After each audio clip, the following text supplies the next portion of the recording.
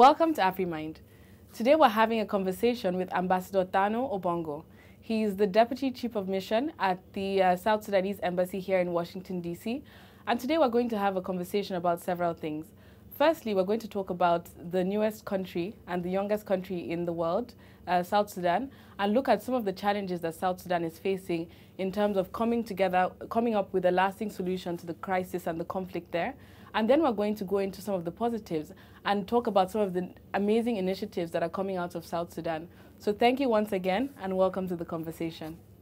I'd like to go into maybe talking less about issues and some of the initiatives that are going on in South Sudan. So maybe going here to, DC and looking at the fact that, during the conflict, a lot of South Sudanese left the country and became refugees. We all know the story of the Lost Boys, which is a story that I guess highlighted people to the plight there. And the question is, what is the embassy doing to connect with the diaspora and engage with them and to make them part of the rebuilding of South Sudan?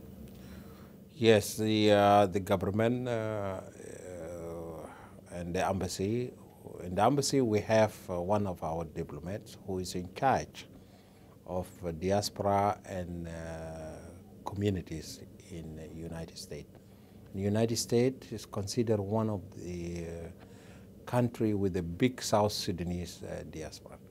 So very soon, the embassy is planning, when our financial situation improves in the South Sudan, that we will have a survey around the United States and see exactly how many South Sudanese are here.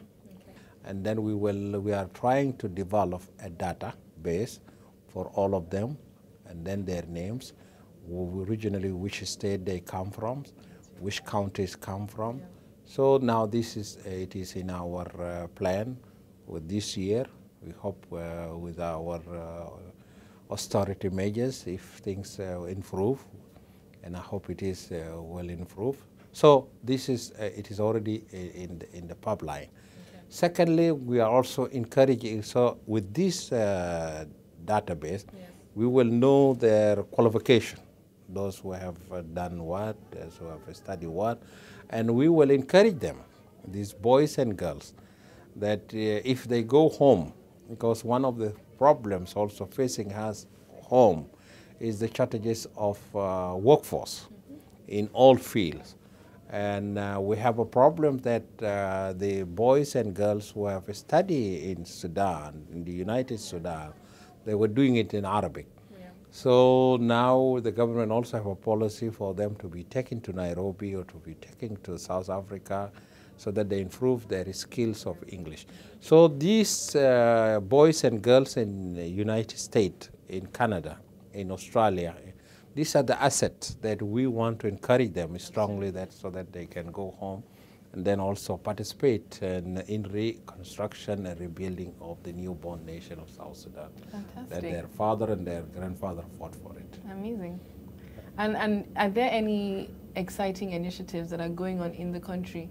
So maybe, businesses that are starting up, government initiatives that are going on, just highlight some of the positives that are going on in the nation, because it's very easy to go into the conflict and the land grabs. Yes, there is a lot of things. So even if these boys and girls go to Juba, yes, and when I went from Australia in 2005, first time to Juba, and Juba of today is completely different.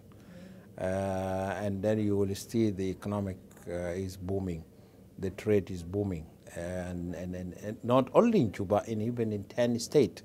So there is a lot of changes going on, despite all these austerity measures. Despite that, we have closed down the oil because of the Khartoum being too hostile to us and stealing the oil. But despite all these things, the situation is improving a lot.